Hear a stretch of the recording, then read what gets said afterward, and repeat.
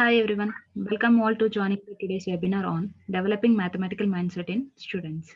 My name is Ravali and I'm a part of team here at Turito. I'm joined here by today's speaker, Mr. Vasu, Head of International One-on-One Tutoring Services at Turito, and Ms. Priyanka from Student Counselor Department. This webinar is an outreach program by Turito for students to help in developing their learning skills and for parents who are willing to give their children best education.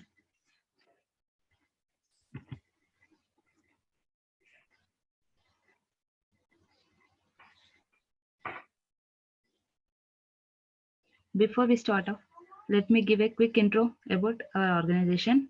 And you all are aware, Tutor is an e-learning platform and our vision is to provide quality education to every student by well-experienced faculty. Currently, Turito is available in USA, Canada, Middle East, India, Singapore, and Australia regions. And programs offered by Turito are NAPLAN OC and one-on-one tutoring services for math, science, and English subjects in Australia region. Turito exclusives are Turito offers interactive learning methods as per student requirements, regular assessments to track child's progress, and also doubt clarification sessions for making concepts stronger. Turito also provides parent app access to make you a part of child's learning journey. Moreover, we have top 2% certified educators whom we partner with to envision our mission. Before getting into the specific, let me offer a quick intro about today's speaker. Mr. Vasu is an international one-on-one tutoring head and he is a holder of Masters of Mathematics and Bachelor of Education with a vast experience of 30 years in education industry. He is an IIT Foundation course content preparation expert and mentored 80,000 plus IIT qualifiers and 4,000 plus SAT and ACT scorers.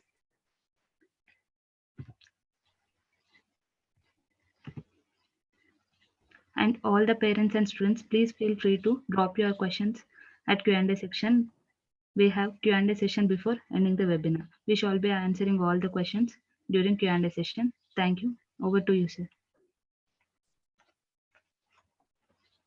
Yeah, thank you, Ravali. A warm welcome to everyone.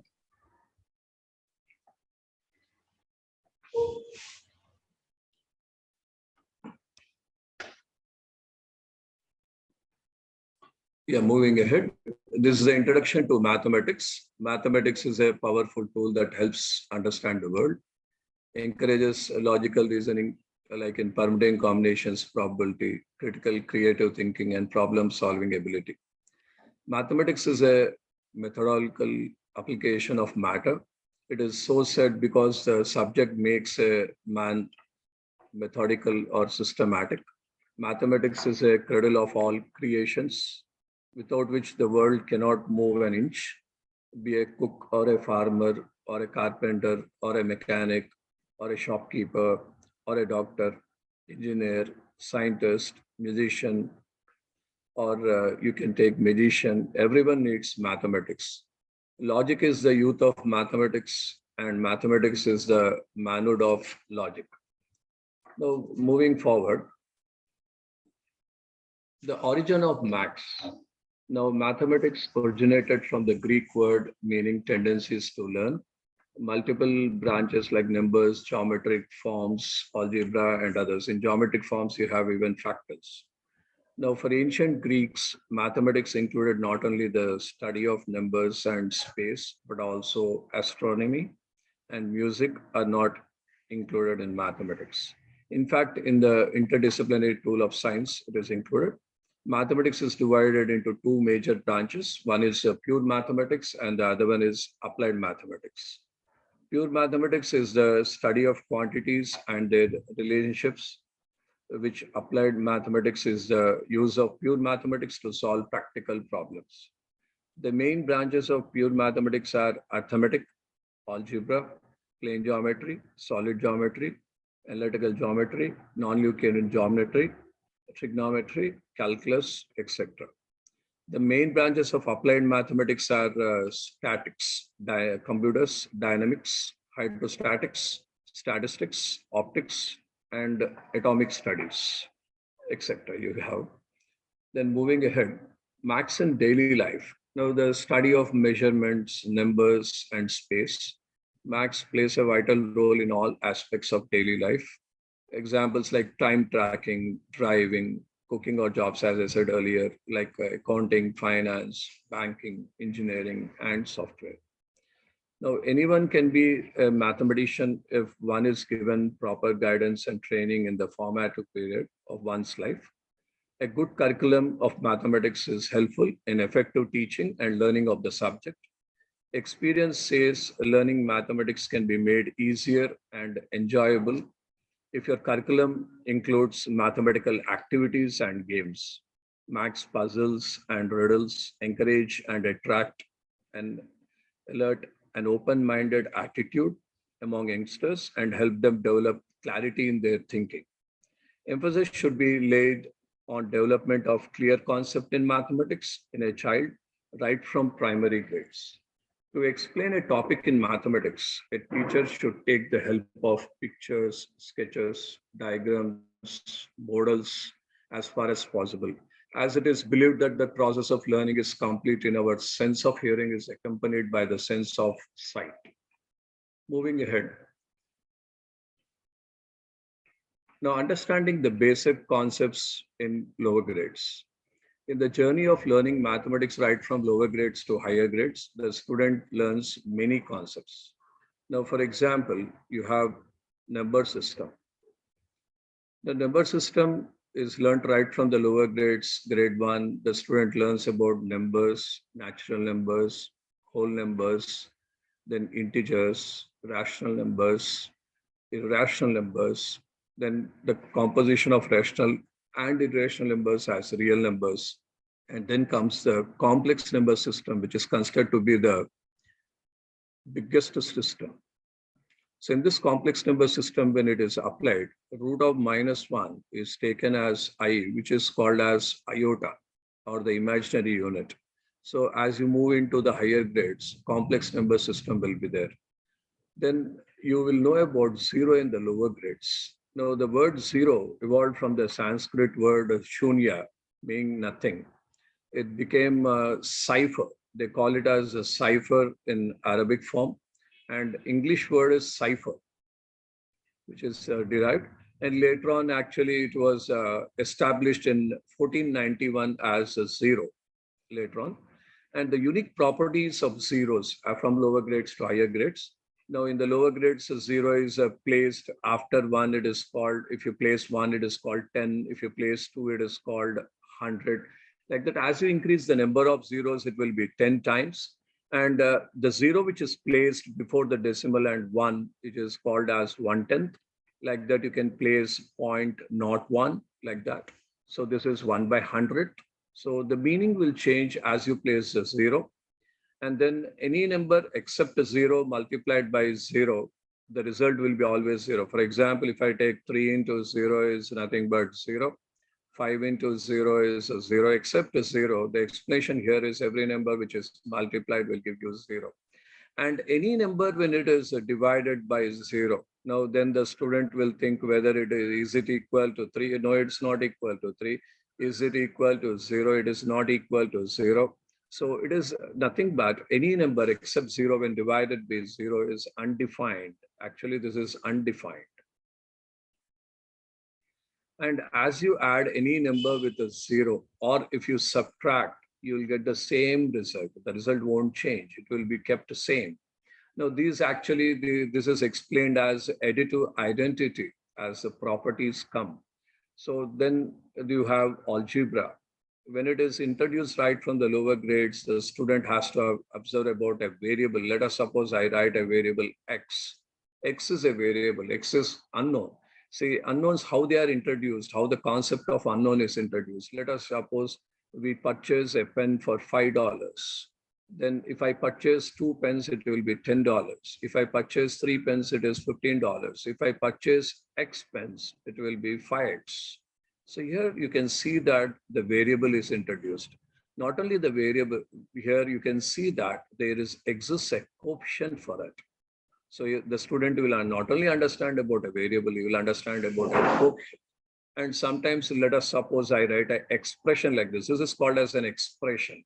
So wherein you can see the constant here, or you put equal to some 4. This becomes an equation. So when algebra is introduced, you will know about variable, coefficient, constant, expression, equation. Next, if you come to geometry, for example, now in geometry, you will understand right from the basics, what do you mean by a point? What do you mean by a line? What do you mean by a line segment? What do you mean by a ray? What do you mean by the distance between 2 points? Then you will understand what do you mean by a square, rectangle, polygons, then 3D figures. Then what is the relationship in a triangle between the angles, between the sides? All these things, these are the right from the basic concepts. As you move to the higher grades, you will understand what geometry depth is. Then moving ahead, how to develop skill in fast calculations. Now, see, in lower grades, the student knows about addition and subtraction, let us suppose. Now, you can ask the student that what is the sum of two numbers that will result to 10. Then he will give you all the data, right? Let us suppose 1 and 9, you can have 2 and 8, you can have 3 and 7, like this he will give. So that the student will know what two numbers, if you add it, that will result to 10, or what you will subtract from a number, you get 10 or you get 100. So like this, if the student knows by adding what numbers I get 10, what adding I'll get 100. And speed drills must be followed for fast calculations. Speed drills are nothing but giving them working sheets of addition, subtraction, a combination of addition and subtraction, and then the multiplication tables. Now asking him to multiply single digit numbers, then you can go for 2 digit numbers. Then you can introduce what is 16 into 15, how to multiply these, like that. Some speed drills, if you give, then the student will do fast calculations, which will be very useful. Even when fractions multiplication, uh, in fraction multiplication with numbers, or the decimal multiplication, or the percentage multiplication, if the student is fast enough, for example, if I write 18% of 50, now actually this is written as 18 over 100 into 50. Or if you're sensible, you can write 15 over 100 into 18, which is nothing but 50% of 18. And 50% is nothing but half. Half of 18 is nothing but 9. So this number can be interchanged. If the student knows this logic, directly he will take into his mind that this is 50% of 18, that is 9. So like that, for example, if I write 4% of 25, then if you interchange these two numbers, the student will understand that this is 25% of 4, and 25% is nothing but 1/4. 1/4 of 4 is nothing but 1. So fast calculations. And not only this, in geometry, let us suppose he must know the relationships between parallelogram, rectangle, rhombus, squares. He must know the properties there, that the diagonals bisect where, that the diagonals bisect perpendicular in what. So a continuous revision of concepts, a continuous revision of all the formulas, and keeping all the formulas in a formula book and having revision.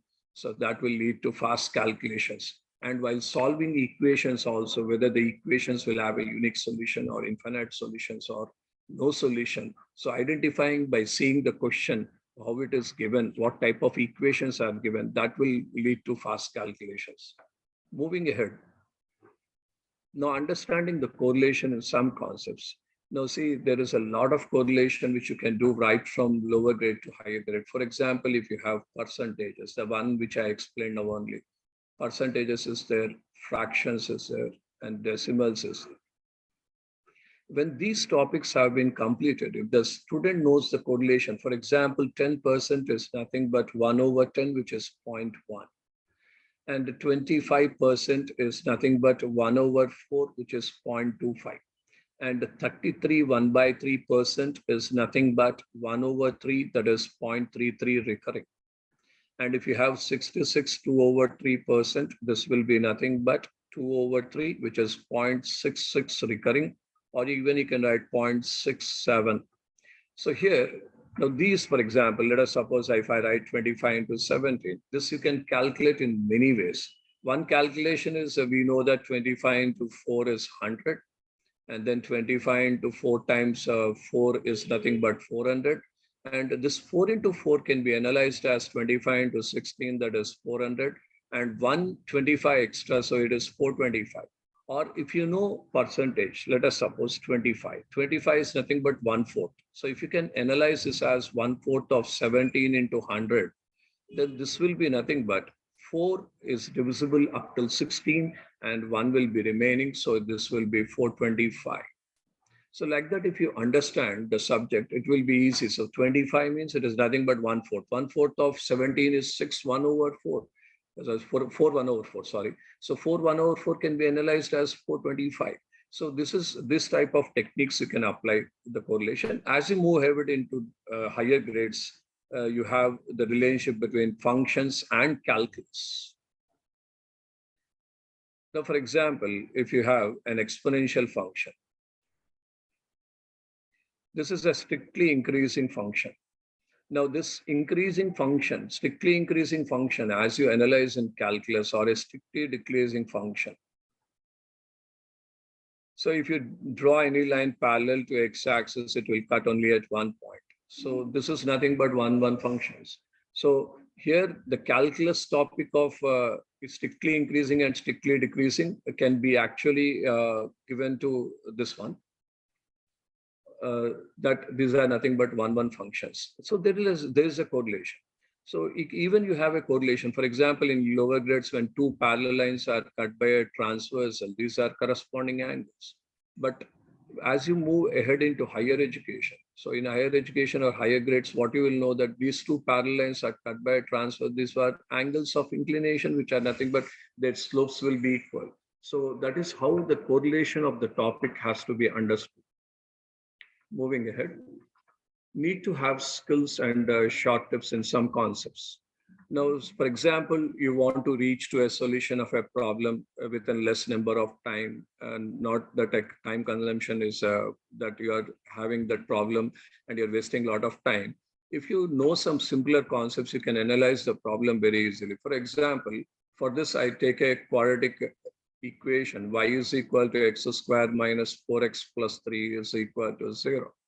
No, actually, this is a parabola.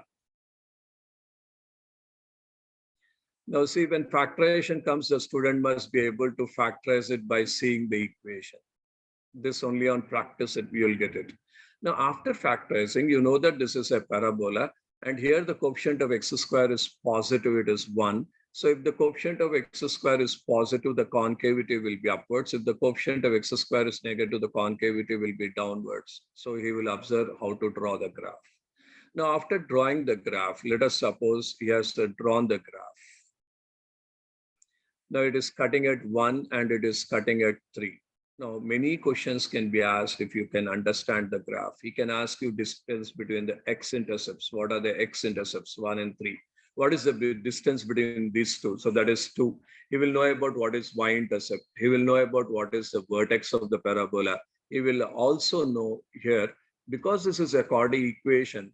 For example, if I take in general the quadratic equation, as ax squared plus bx plus c equal to 0. If p and q are the solutions or the roots of this, then the sum is directly given by p plus q, which is minus b by a, and the product is given as a pq, which is nothing but c over a. So if somebody can ask you what is the sum is nothing but 1 plus 3, that is 4. So either you can pick from the equation directly, or you can, if you can factorize it fastly, you can understand what are these.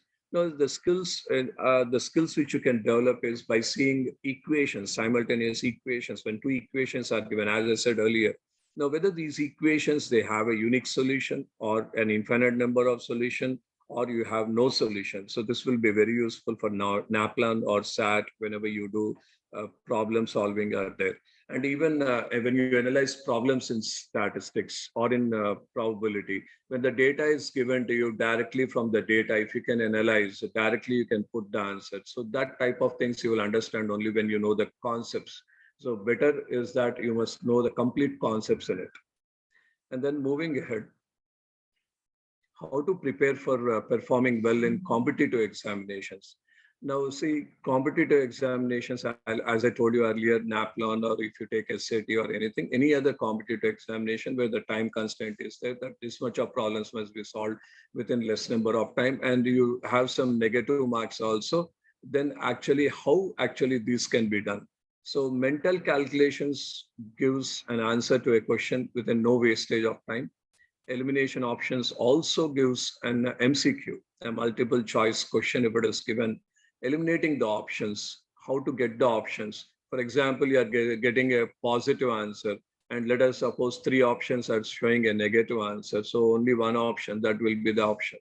Now, time management. For example, if you have the ability to finish up some problems by merely calculating it mentally, the other time, whatever it is remaining, you can keep for the other problems which are left over, and you can, which are application mode or a little tough problems or more concentration is needed or a multiple concept is applied in a problem. For those, the time will be time taken will be more than what you solve. So some of the problems you can solve easily by applying mental calculations. So if you are strong in the concept, if you have a practice, you can solve many problems very easily. And even some problems where you find that within a range the answer must be there, and if some of the options are outside the range also, then you can directly say that these are not the answers, and the one which is falling within the range, that will be the answer. And moving forward, understanding word problems. Now, in understanding word problems, you have data related questions, especially in probability, statistics, algebra, and for geometry, we will give you the figure, and the data will be supplied to you. Now, when the data is given to you, so you have to first read the problem, understand what are the constraints given the problem. So underlining the constraints, and then think about the question asked, what the question really was asked in the problem. And you must have a bird's view for the solution of this problem in your mind. And your approach to it must be towards the solving of the problem.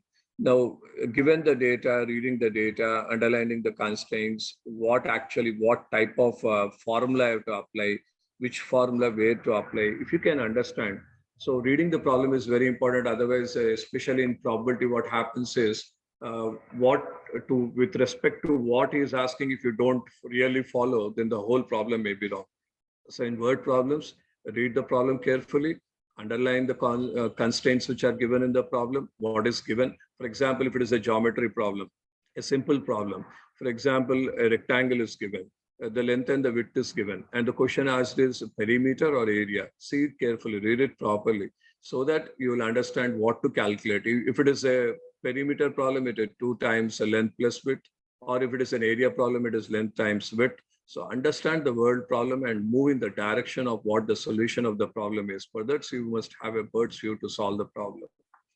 Now, moving forward, analyzing graphs. Now, see, many problems can be solved with the application of graphs. In some countries, students of 10th grade knows more than 3,000 graphs will be introduced to the student. Now, in this, actually, right from lower classes, students understands about linear graphs. As he moves to the higher grades, in this linear graphs, first I want to finish this one. In this linear graphs, he must know what is the slope, how to draw the straight line, or is it an increasing or a decreasing one.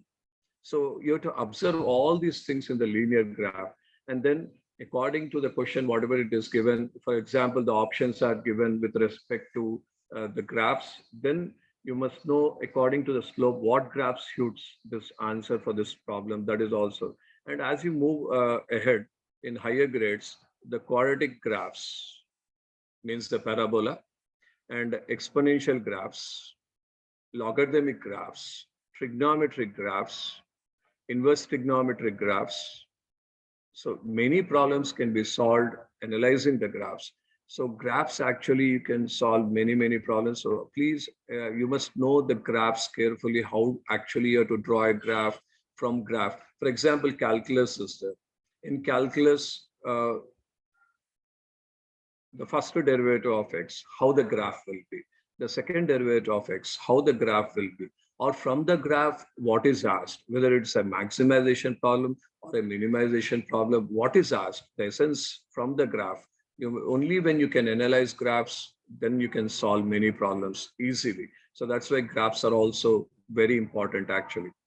Then moving ahead, how is mathematics made interesting? Now, see, whenever a concept is introduced to a student, see that the concept is introduced with a real life world example. So, for example, I'll give you an example here. So, a times b plus c is equal to ab plus ac. Now, this is nothing but called as a distributive property. The multiplication is distributed over addition. So that's why it is AB plus AC. Now, to introduce this concept, you can teach a student of a rectangle problem. For example, I have a rectangle of 20 length and width is 5. Then you can break this one into 16 and 4, let us suppose. This will be also 5. So 20 into 5 is 100. So 16 into 5, 16 times 5 is 80 here, and 4 times 5 is 20. So 80 plus 20 is nothing but 100. So I can write 5 times 16 plus 4, where the distributive property can see easily that 5 times 16 plus 5 times 4. So this is 80 plus 20, which is nothing but 100. So here you can see that the distributive property is explained to an example of area of a rectangle. Or you can take a small example that you have a class consisting of 16 boys and 4 girls. You want to distribute 5 chocolates each, then the boys will be getting 80 chocolates and the girls will be getting 20 chocolates. So this is how the concept must be introduced. Even distributive property has a concept of fundamental principle of addition and fundamental principle of multiplication, which are the two principles explained in permutation and combinations. Here you can see addition and there you can see a multiplication. So AB plus AC. So permutation and combinations, logical mind development will be there. This is a very good concept. Whole permutation and combinations is based on these two principles, fundamental principle of addition and fundamental principle of multiplication. And earlier, which I said that the corresponding angles are understood as nothing but the angles of inclination because the slopes of the parallel lines are equal. Or if you have a circle and you have a tangent from the center, the line drawn is perpendicular. Now, for this also, the understanding is you have a theorem in plane geometry, but the simpler understanding is the shortest distance from a point to a line is always perpendicular distance. So that's why the line drawn from the center to the point of contact of the tangent is perpendicular. Now, even for example, many have a doubt whether root 16 is what. So root 16 always root gives you a positive answer 4. Now, see, there is a lot of difference between y square equal to 16. If it is given, we write y square minus 16 equal to 0, or y square minus 4 square is equal to 0. This is y plus 4 into y minus 4 equal to 0. This is y is equal to negative 4 and 4. Many have the misconception that it is giving two answers plus or minus 4. Why it is 4? Some they answer plus or minus 4, which is not correct. Now for this, I have a graphical explanation. Now see, if you square this one, you get this one. You're not supposed to square this one because you can't manipulate the function which is given. For example, y square equal to 16 is the parabola like this. Means, for example, here, you get 2 points. So you get a positive answer and you get a negative answer. But if you draw the graph, y is equal to root 16, this will be, you have x positive and y positive. So your answer is always positive. It can't be negative. So that's why these steps, so maths can be made interesting, and even it can be made interesting to a kid. For example, x square the whole power 3. So some students, they write it as x power 5, which is not correct. So you can make the concepts very easy for the student. Actually, this is x to the power of these two multiply and you get 6. So that's a basic concept. It is understood as x power a whole power b as x power ab. So if the student understands the concept, he will not do mistakes. So here, are you adding or are you multiplying? That is important. Now, for example, to a lower grade, you are introducing fractions. Now, a plus b over 6 is understood as a over c plus b over c. So here, the student must understand why the denominator is c here. So this must be understood, and not c over a plus b is not equal to c over a plus a c over b. Now, these type of concepts, if you understand by taking some examples and then make them easy, then maths becomes really fun and interesting for each and every student. And moving ahead, learn maths the Turito way. Now, how actually we deal in Turito. Now, here the role of a teacher is to deliver the concepts to the student, as I said, with real life examples, because when you teach with examples only, then the student will be able to understand, and the continuous engagement will be there with the student, and active teaching will be there, and continuous interaction will be there, and the teacher will be asking in between questions so that whether he is able to understand or not. And even the questions, for example, I am putting a question to the student is, as I said earlier, how you multiply 25 into 19, what is the result? Instead of that, ask the student to frame some questions and answer them. So when the student frames the questions, he will keep the constraints in his mind. And when you make questions, you can solve many concepts, and the concept you can understand. So learning concepts with real life examples, engaging and active teaching and two-way interactions, eliminate misconceptions. As I told you, many doubts will come to the student when he's doing the program, doing the class. He will think why it is not done like this, why is not done like this. For everything there is a reasoning. So science subjects are nothing but maths is a science. So where everything there is meaningful, why you got like this, how you got like this. If really if it is done properly, I think the misconceptions will be eliminated in the student. And building confidence and clarity. Now, see, for this confidence and clarity will be knowing only when there is a continuous interaction between the student and encouraging the student when the answer is correct, and not discouraging the student means when he says that answer is wrong, why it is wrong, explaining this is a direction where you are doing wrong. This is not the direction you have to do it. This is the thinking you have to do. So mathematical thinking also plays a very important role to understand mathematics.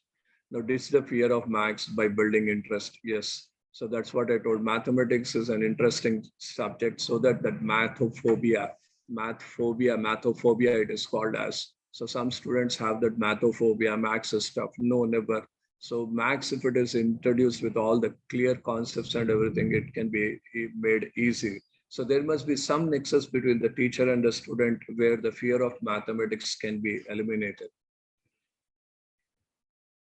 Thank you very much. Thank you, sir, for detailed explanation.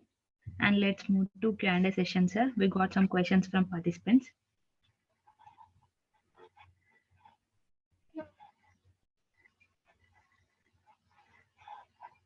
Yeah. Is this a first question, Kavali?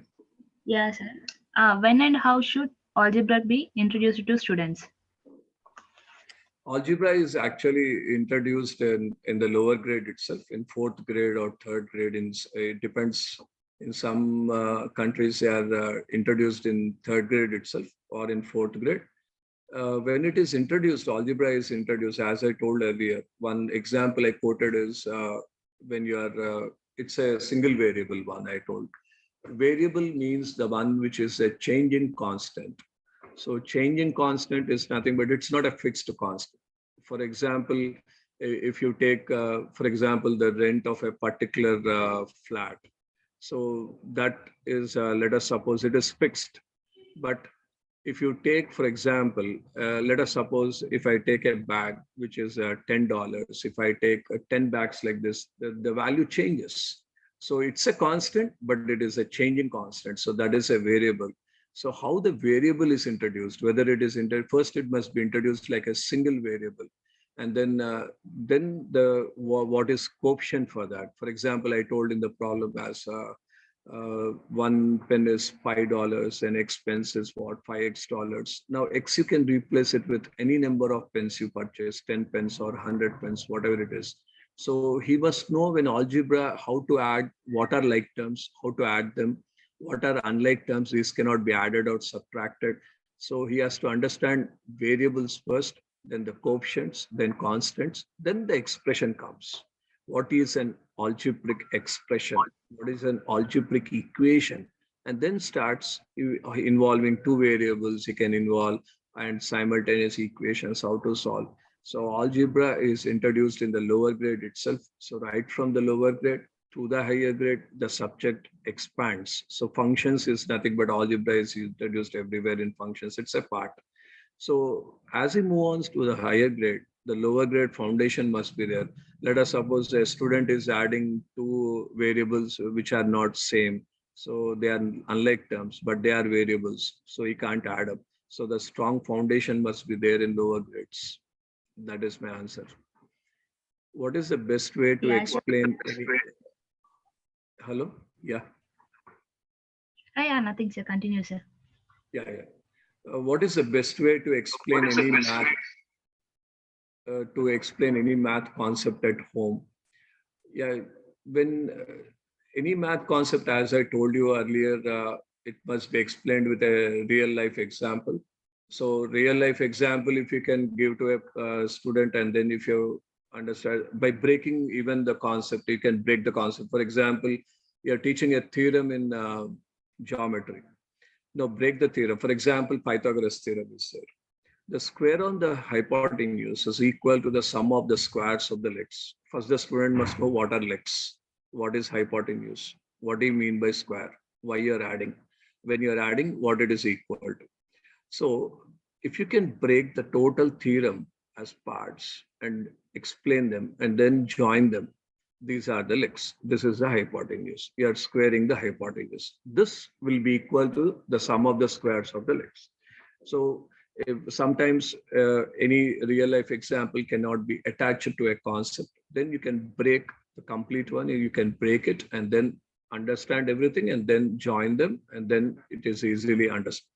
And not only that, uh, Max, after introducing the concepts, like you have formulas, for example, then you must have a formula book, right? Keep a formula book for every chapter, write the formulas in that. And there must be a continuous revision by the student. Maximum every day, if he revises one day, he will know all the formulas because if the formulas are not known, for example, if you are doing with volume of a cylinder or volume of a sphere or surface area of a cylinder or surface area of a cone. So if the formula is not known, again, he has to go back, check the formula and then apply it. So then that is not helpful for the student. So revising daily is important. For that revision, he has to keep a separate formula book. That will be very great for the student. My child finds probability hard. Any tips on how to make her understand better? Yeah, probability hard in some cases where if you have the involvement of, let us suppose, if you have permutation combinations concept. So permutation PNC concept must be there with the student. He must know that concept. Not only that, here in probability, especially coins are used, head and tail. You have cards used. You have dice which are used. And not only that, he must understand the basic formula, probability concept, what do you mean by an event? What, because there are many definitions in it. Event, sample space, disjoint, mutually exclusive, independent events, dependent events, all these concepts. First, if he understands, then he can apply the formula. But permutation combinations, linked problems with probability, first he must understand the permutations. What do you mean by a permutation? What do you mean by a combination? Then only he can solve, especially probability problems which are asked in competitive examinations. They will be like word problems. For example, there are left-handed and right-handed. Now, question how he is asking, how many left-handed are there in the total population? So first read the question carefully. What is asked in the problem, and then only you can answer. So probability has various types. So you must understand the basic concepts which are introduced like event, sample space, and then coin, dice, cards, all these things you have to understand. In math tables, up to which table should the child know for fast calculations? Now for this, you must know up to 30 at least. 30, that would be fine. Up till 30, you must know the tables. Tables must be analyzed up till 30. Not only that, when the student knows up till 30, every day, give him speed drills. Means, for example, if I am there, I will give 5 into 12 is equal to what? Then say, I like that I'll give you daily 10 questions. Let us suppose second question is 13 into 12 is equal to how much? 7 into 8 is equal to how much? Like that, give him some speed drills so that he can not only learning tables is not important. Give him speed drills in that zigzag problems based on the tables, all the tables, what he has learned, then he will know. Otherwise, what the student does is, if you give him 7 into 8 is 56, then if you ask 7 into 9, actually he will be adding in his mind next what will come. So this is the problem with students. That's why tables, if you want really fast enough, so give him speed drills and up till 30 table, that would be fine.